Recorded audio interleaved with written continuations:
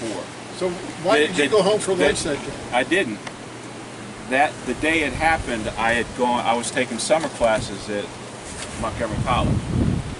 And you were late coming to home? I had gone to class. I went home before I came to your house to change because I didn't wear long pants and a flannel shirt to go to a summer class. Well, we had to wear because it was dealing with the old, it was old fiberglass insulation. It was just nasty. So I went home to change.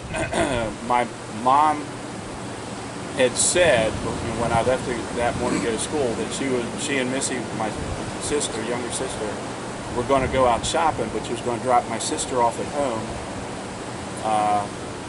Before I got home from school, and she was going to go down and work in my dad's office and do his books and stuff down in. I think his office then was down in Springfield Valley. So anyway, I got home and the kitchen door was ajar, and our dog was in my bed, which overlooked the driveway, and she was barking. But she wasn't barking out the window outside. I could see her. She was barking inside. So somebody was coming up the stairs or in the house, and she was going nuts. So I walked in. I had my books in my hand. In our house back then, we still had the garage, so you had to go in the kitchen, through the dining room, into the living room to get to the stairs to go upstairs. And then if you went past those stairs, we had a front door going out the front of the house. So I come through the dining room into the living room, and this guy, and I recognized him right off the bat, Richard Pratt.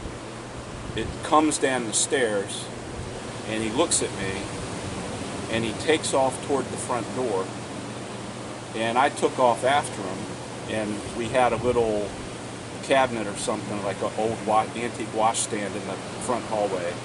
I put my books down on the front, on that stand. He goes out the front door, and you guys have been to the house. It was like a 3-step landing. Yep.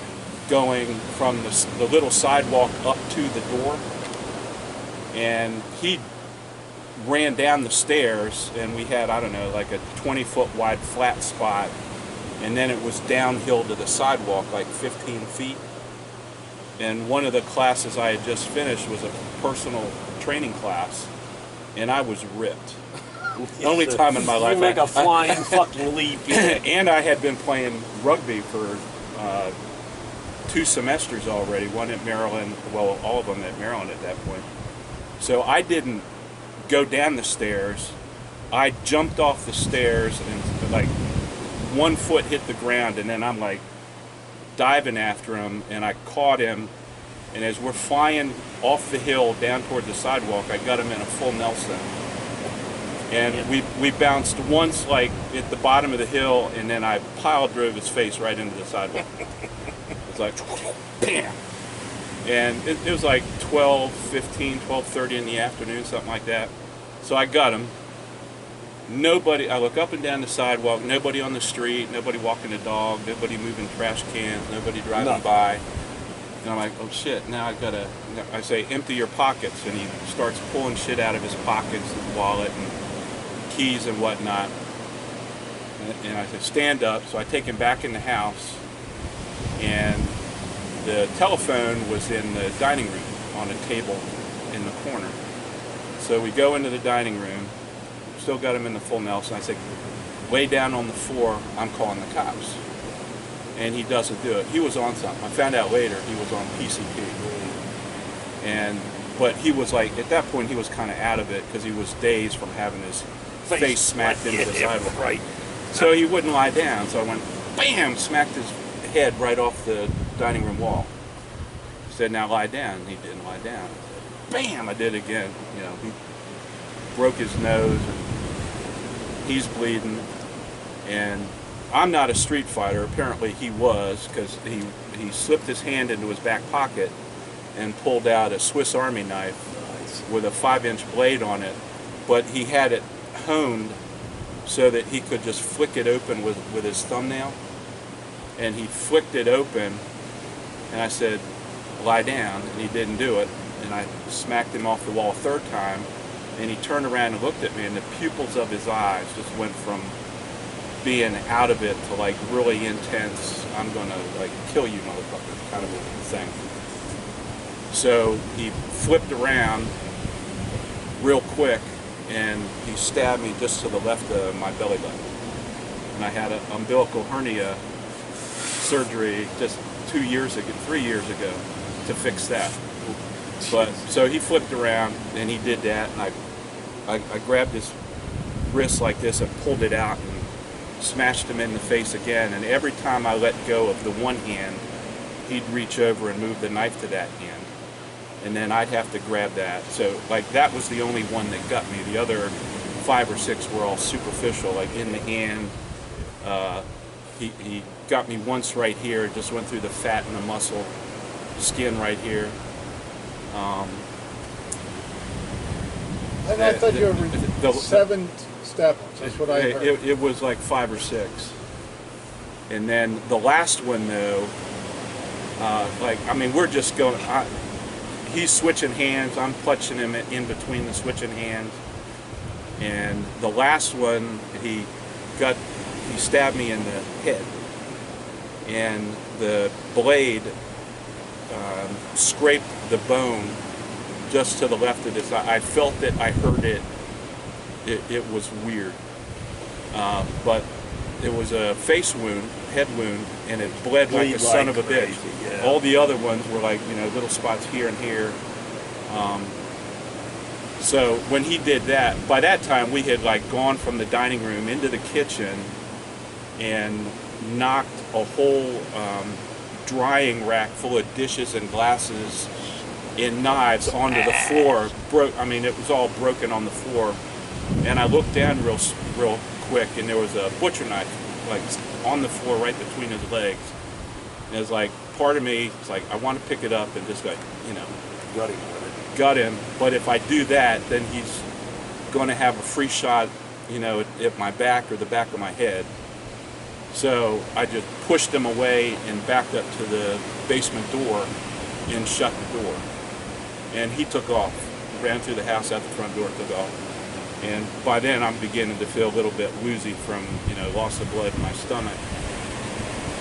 So I went to the phone, I dialed the, 0 operator. Well, they didn't have 911 back then. No. So I get the operator and I told her, I'd just been stabbed, somebody broke in my house, blah, blah, blah. First, she transferred me to the fire department operator, and they got Glen Echo on the line, and Glen Echo was coming out. They switched me to Montgomery County Police, and they dispatched people, and whoever I was talking to, desk sergeant, I don't know, he said, I'm going to stay on the phone with you until our officer gets there. And I'm telling him that, somebody broke in the house, my sister's supposed to be here, I haven't seen her, I haven't heard from her, I don't know if something happened to her or not. So I hear, and our dog is now, I'm laying now down on the floor in the dining room with my head up against the wall, and I just see that I'm like, bloody freaking mess. And my dog is laying between my legs with her head like right here on my stomach, and she's like, shaking, like what the hell just happened? So then I hear, knock, hello, Montgomery County Police, blah, blah, blah. Officer comes around through the living room into the dining room, looks down at me and says, holy shit.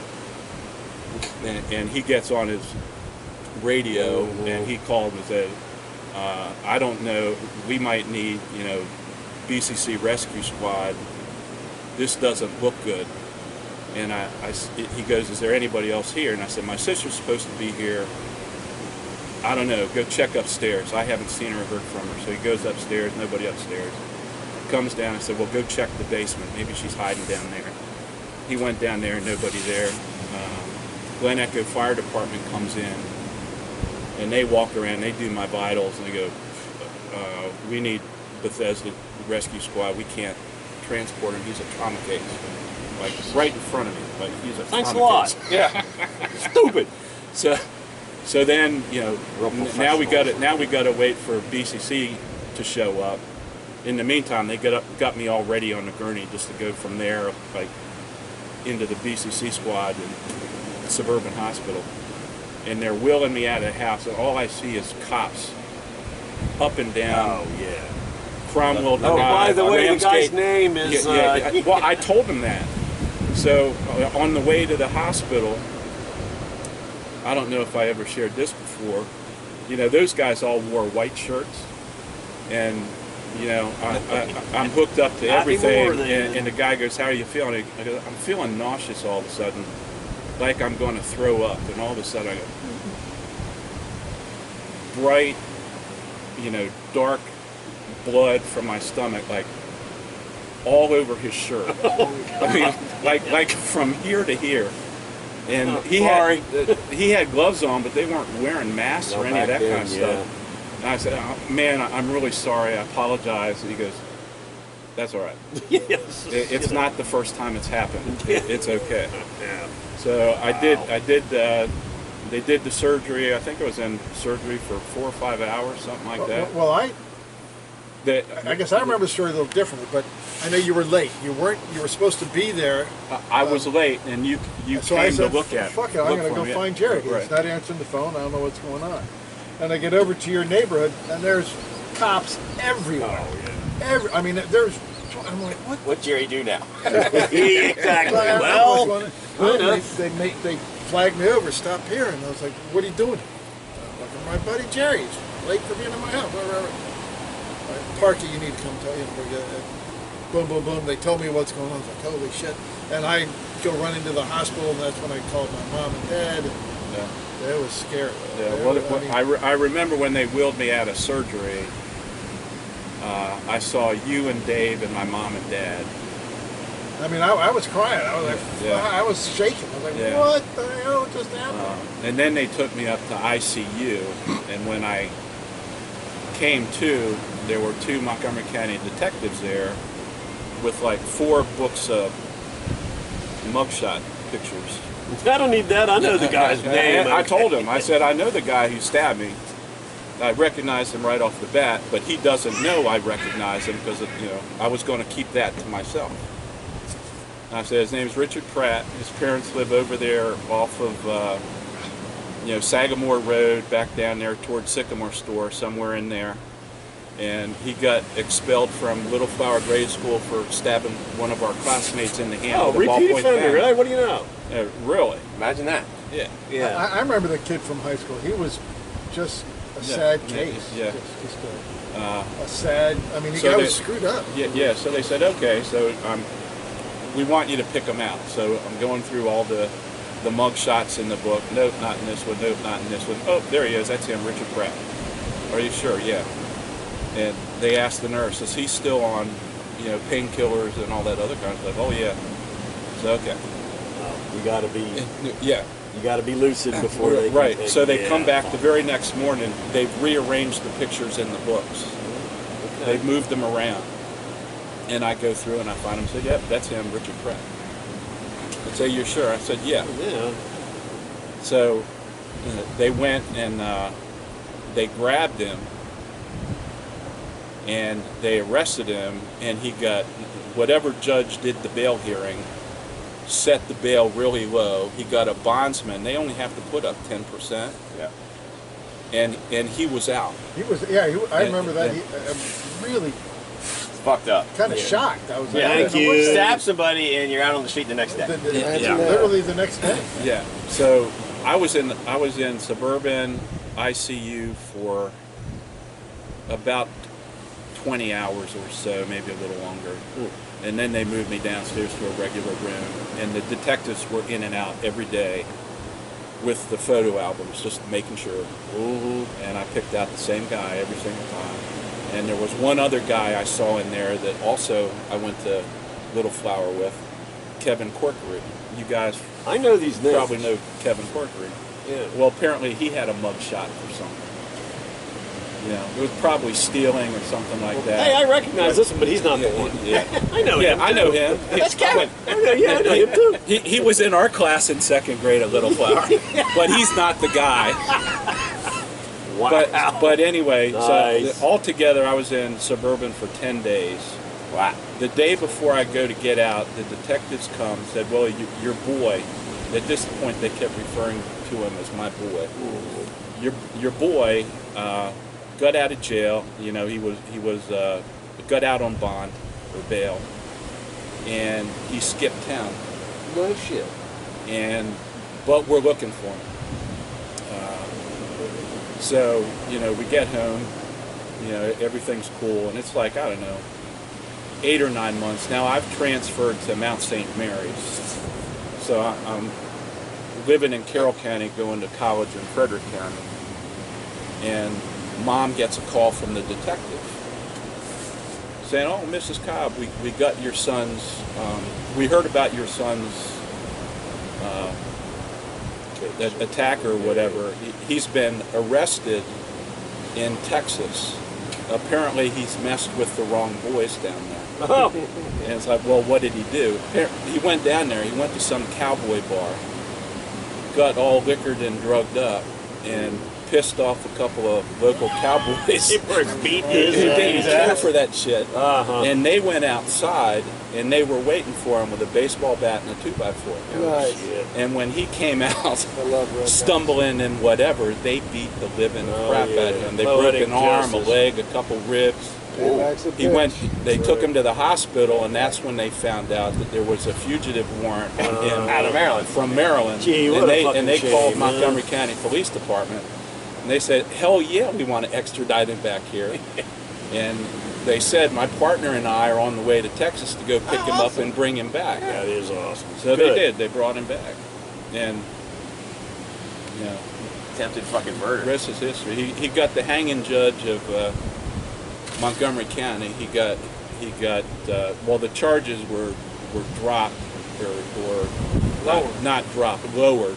Yeah. He got like 7 years for statutory daytime housebreaking, 7 years for assault with intent to maim, 7 years with carrying a concealed weapon. But he got them consecutive, not concurrent. So he had to finish 7 Right. Then before the next 7, Exactly. before the next 7. But, well, the one thing that was fucked up was he's been in jail probably 2 or 3 years after that, after he was sentenced. Mom is driving down Massachusetts Avenue to go to Dad's office in Springfield Valley. And who does she see walking down the sidewalk right next to Glen Echo Fire Department? But Richard Pratt. How the fuck how did he pull that off? Yeah. So she made a U-turn, went back home, called the Montgomery County Police, and What said, is this man "Hey, doing?" I want to know why and how Richard Pratt got out of jail, because I know he's supposed to be in there for 21 years for stabbing my son, and I just saw him walking down Massachusetts Avenue by the Glen Echo Fire Department." Yeah. What the fuck? And they're going, "What? Where did you? We have a fugitive warrant out for him." he broke out. He was released due to a clerical error of the court. My ass. So they're like, I have officers on the way. So she hangs up, gets in the car. By the time she gets back, there's 7 Montgomery County cops there with him spread eagle over the hood of a car, handcuffing his ass to take him back to prison. Awesome. Good. Those guys are done, right? All right. We're about ready to eat. Oh, okay. Okay. Chow time. Okay. I don't remember hearing that story. That's